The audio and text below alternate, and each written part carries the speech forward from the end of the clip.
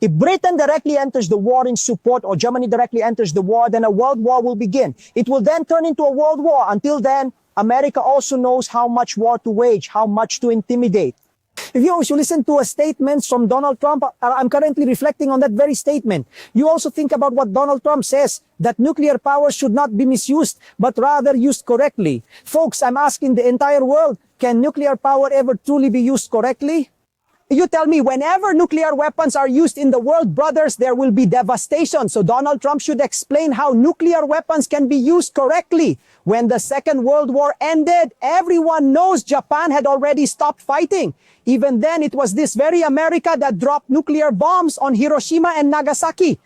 Just for what reason? Just to test things out, to demonstrate its own superpower status. This is that very America which spreads terror everywhere across the globe and actively generates terrorism. It absolutely never desires that terrorism should end in this world.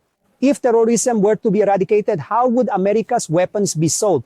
Today, America conducts the largest arms deals across the entire world. And America certainly doesn't want any global disturbance to ever come to an end.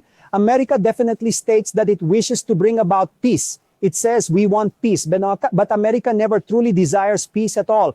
Iran knows that it can never directly defeat America, but there's one thing Iran can do to truly shake America. What is Iran's actual method of operation? Iran possesses very powerful drone capabilities and a large number of missiles, but beyond these, Iran engages in proxy warfare. For example, groups like Hamas or Hezbollah, or if you look at the PMF inside Iraq, whose affiliates are these really?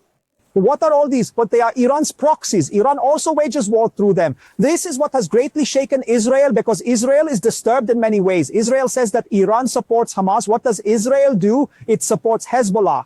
Israel says that. But that very same Israel today, you should ask Israel this. How could it drop a missile and murder 65 children? 65 innocent children were killed. Is this truly war?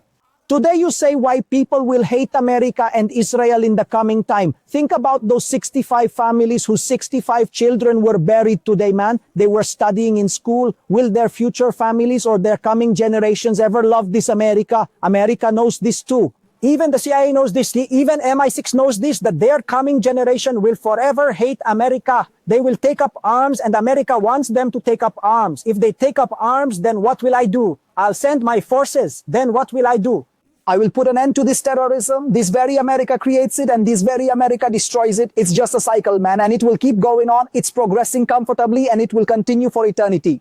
Look, this is yesterday's news, but it's happening even today. What exactly did it do yesterday? Yesterday, it sank an Iranian warship right near Sri Lanka. Man, it sank it with its very own submarine. Approximately 80 to 100 soldiers died in it. You are witnessing America's bullying across the entire world, but no one is directly confronting America. Now you understand their method of waging war. Right now, war is ongoing throughout the Middle East. And what did they do before this war? They released the Epstein file, man. They could have released the Epstein file back in 2019 too. This very America, this very Donald Trump. Oh, what did they do? They just released the Epstein file so that powerful people all over the world can be blackmailed, and they are continuing their war. You're seeing no powerful nation is speaking out directly. So I'm just telling you, don't be under any false illusion. Listen to every news report, analyze the entire war, but always use your own judgment, my friend. You decide what is right and what is wrong.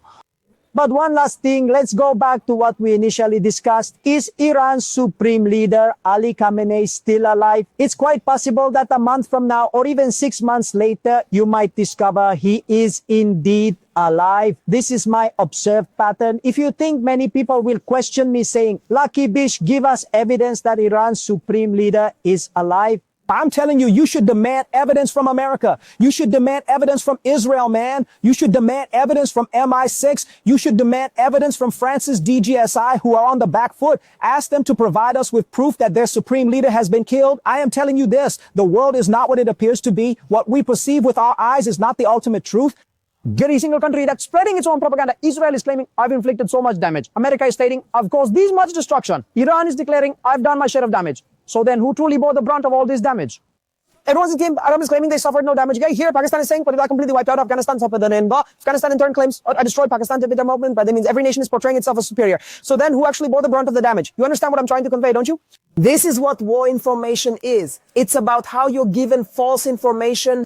I understand what you're saying, but I will tell you just this much, that Iran in this ongoing war, whether it appears to be standing alone at this present time, or if Russia's SVR is secretly behind it, or perhaps China's MSS, or if other nations across the world are providing their support, because I cannot openly disclose every single detail to you. Because every country has its own, every country has its own national security.